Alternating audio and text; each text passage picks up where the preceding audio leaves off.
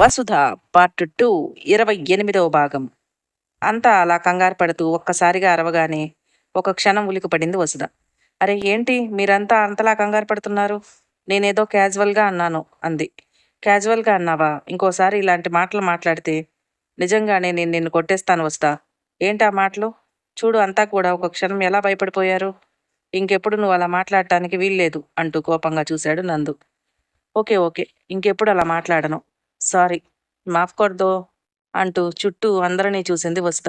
సరే మీరు వెళ్ళి ముందు బ్రేక్ఫాస్ట్ తినండి అమ్మా. అసలు ఉదయం తిన్నారో లేదో నాకు తెలిసి నీకు బయట తినే అలవాటు కూడా లేదు.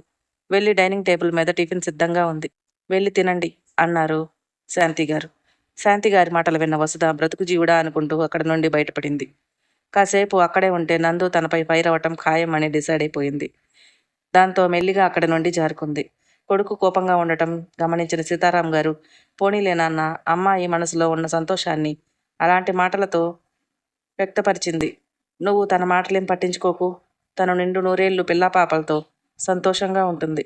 వెళ్ళు బ్రేక్ఫాస్ట్ చేయి నాన్న, నువ్వు తినకుండా కోడలు తినదు అంటూ కొడుకుని శాంతపరిచి అక్కడ నుండి పంపించాడు. నందు డైనింగ్ టేబుల్ దగ్గరకు రాగానే అతడికి బ్రేక్ఫాస్ట్ వడ్డించి తను కూడా ప్లేట్లో వడ్డించుకుని తినటం మొదలుపెట్టింది వసుధ.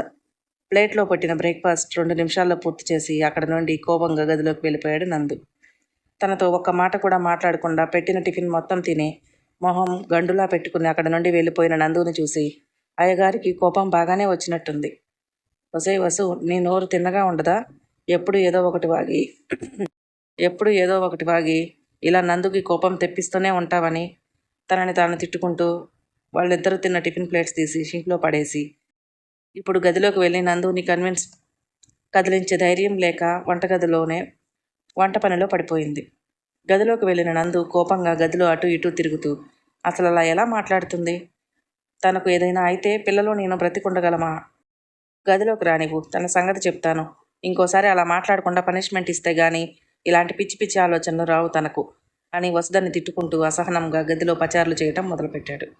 ఎంతసేపటికి వసుధ గదిలోకి రాకపోవడంతో ఇక తన గురించి ఎదురు చూడటం వేస్ట్, తను ఇప్పట్లో రాదు అనుకొని ల్యాప్టాప్ ముందేసుకొని ఆఫీస్ వర్క్ చేయటం స్టార్ట్ చేశాడు.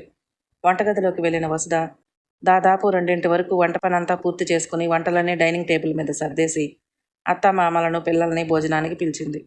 అందరూ వచ్చి డైనింగ్ టేబుల్ వద్ద కూర్చోగానే నిషి వెళ్ళి నందుని భోజనం చేయటానికి రమ్మని పిలు అంటూ నిషిని నందు దగ్గరకు పంపించింది. నిషి నందుని పిలవటానికి గదిలోకి వెళ్ళేసరికి నందు సీరియస్గా ల్యాప్టాప్లో వర్క్ చేసుకుంటూ కూర్చున్నాడు. గదిలోకి వెళ్ళిన నిషి నందు చేతిలో నుండి ల్యాప్టాప్ తీసుకుని అప్పటి వరకు అతడు చేసిన వర్క్ మొత్తం సేవ్ చేసి మీ ఆవిడ మిమ్మల్ని భోజనానికి పిలిచింది సార్, రండి అంది చిరునవ్వుతో. నిషి తనను పిలువగానే చిరునవ్వుతో నిషిని చూస్తూ, ఏం పాపం, ఆవిడ గారికి నా ఎదుటికి వచ్చే ధైర్యం లేక నిన్ను రికమెండ్ చేసి పంపించిందా అని అడిగాడు. అంతేగా నందు, మీ ఆవిడ గారి గురించి నీకన్నా బాగా ఇంకెవరికి తెలుసు? సింహం ముందు కుప్పిగంతులు వేస్తుంది, ఆ తర్వాత సింహాన్ని చూసి భయపడిపోతుంది. ఇది మనకి ఎప్పుడు ఉండేదే కదా. పద పద, ఇప్పుడు నువ్వు భోజనం చేయటానికి రాకపోతే అలిగి కూర్చుంటుంది మళ్ళీ. మనం తన మీద కోపంగా ఉన్నా కూడా తననే బ్రతిమలాడే సిచ్యువేషన్ తీసుకొస్తుంది మేడం గారు. నీకు తెలుసు కదా తన గురించి. సో ఇప్పుడు అమ్మ పిలిచిన వెంటనే బుద్ధిగా మనం భోజనం చేసేస్తే మనకు అమ్మని బ్రతిమలాడే బాధ తప్పిపోతుంది. పైగా మన అలకని మనం కంటిన్యూ చేసుకోవచ్చు అంది నిషి నవ్వుతూ. అవును బంగారం, మీ అమ్మ అంతే.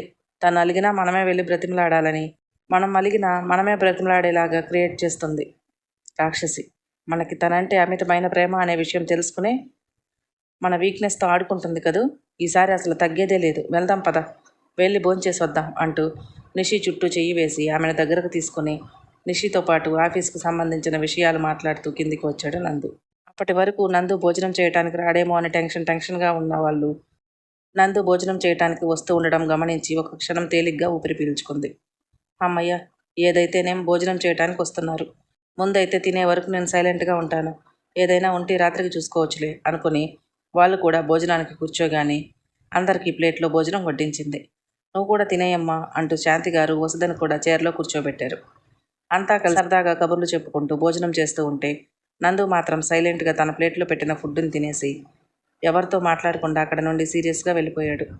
నందు అలా తనతో పలకకుండా సీరియస్గా పెట్టినట్టు తినేసి అక్కడ నుండి వెళ్ళిపోవటం చూసి వసుధ మనసు బాధతో కలుక్కుమంది.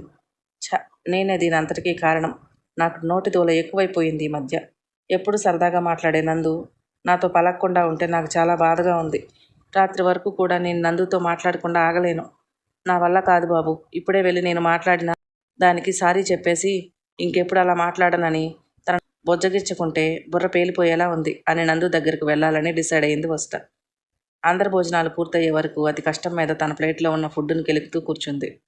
అందరూ తినేసిన తర్వాత ఇక తన కంచంలో ఉన్న అన్నం అలాగే వదిలేసి అక్కడ నుండి గిన్నెలన్నీ తీసి సింక్లో పడేసి డైనింగ్ టేబుల్ మీద ఉన్న వంటలన్నీ వంటగదిలో సర్దేసి పని వాళ్ళను కూడా భోజనాలు చేసేసి అంట్లు క్లీన్ చేసి కిచెన్ కూడా శుభ్రం చేసుకోమని చెప్పి అత్తామామల గదిలోకి వెళ్ళి వాళ్ళు వేసుకోవాల్సిన టాబ్లెట్స్ తీసి వాళ్ళ చేతిలో పెట్టి కాసేపు రెస్ట్ తీసుకోండి అత్తయ్య, నేను సాయంత్రం వస్తాను అంటూ వాళ్ళ గదిలో నుండి బయటకు వచ్చేసింది. ఆ తర్వాత పిల్లల దగ్గరికి వెళ్ళి రాత్రంతా మీరు సరిగ్గా నిద్రపోలేదు కదా, ఆ పాడుపడ్డ దయ్యాల సీరియల్స్ చూస్తూ కూర్చున్నారు. మీరు వెళ్ళి కాసేపు ఒక 1 అవర్ అలా పడుకోండి. నేను ఈవినింగ్ మళ్ళీ మిమ్మల్ని వెంటనే నిద్రలేపేస్తాను అంటూ పిల్లల్ని కసిరి వాళ్ళని వాళ్ళ గదిలోకి పంపించింది. అందరినీ అక్కడి నుండి పంపించిన తర్వాత వసుధ నేరుగా వారి గదిలోకి వెళ్ళి నందు ఎదుట చెవులు పట్టుకుని కూర్చుంది. బెడ్ పైన వసుధ తన ఎదుట వచ్చి 2 చేతులు చెవులు పట్టుకుని ముద్దుగా సారీ అంటూ కూర్చున్నా కూడా నందు ఏమాత్రం పట్టించుకోకుండా తల తిప్పుకున్నాడు. సారీ చెప్తూ ఉన్నా కూడా నందు తనని ఏమాత్రం పట్టించుకోకుండా మొహం పక్కకు తిప్పుకోవటం చూసిన వసుధ మనసు బాధతో చివుక్కుమంది. అయినా కూడా తను పట్టు వదలకుండా సారీ నందు, ప్లీజ్ ఈ ఒక్కసారికి నన్ను ఎక్స్క్యూజ్ చేసేసి నాతో మాట్లాడవు, ఇంకెప్పుడు ఇలా మాట్లాడను అంటూ తన తల తిప్పుకున్న వైపుగా వెళ్ళి కూర్చుంది. వసుధ తనని అంతలా బ్రతిమలాడుతున్నా కూడా అక్కడి నుండి ఇంకో వైపుకి తన తలని తిప్పుకున్నాడు నందు. అరే, సారీ చెప్తుంటే నువ్వు అలా మొహం తిప్పేసుకుంటే ఎలా చెప్పు? నీకు నన్ను తిట్టాలనిపిస్తే తిట్టేయి, కొట్టాలనిపిస్తే కొట్టేసేయి, అంతేకాని అలా నాతో పలకకుండా ఉండకు నందు. నువ్వు నాతో మాట్లాడకుండా ఉంటే అది భరించటం చాలా కష్టంగా ఉంది అంటూ కళ్ళలో నీళ్లు తిప్పేసింది వసుధ. వసుధ కళ్ళలో నీళ్లు తిప్పేస్తూ ప్లీజ్ నాతో మాట్లాడవు, నువ్వు నాతో ఇలా పలకకుండా ఉంటే నా మనసుకు చాలా కష్టంగా ఉంది అంటూ ఏడుపు గొంతుతో మాట్లాడగానే ఆమె గొంతులో వచ్చిన మార్పుని గమనించిన నందురు, ఓయ్ ఎందుకు ఏడుస్తున్నావు ఇప్పుడు, నేనేమన్నానని? ఆ కళ్ళలో నీళ్లు. నోమా, ఐఆమ్ సారీ, నీతో పలకకుండా ఉండటం నాదే తప్పు, ఏడవద్దు బంగారం అంటూ ఆమెను తన గుండెలకు హత్తుకున్నాడు. నువ్వు ఉన్నట్టుండి అలా మాట్లాడగానే నాకు చాలా కోపం వచ్చింది.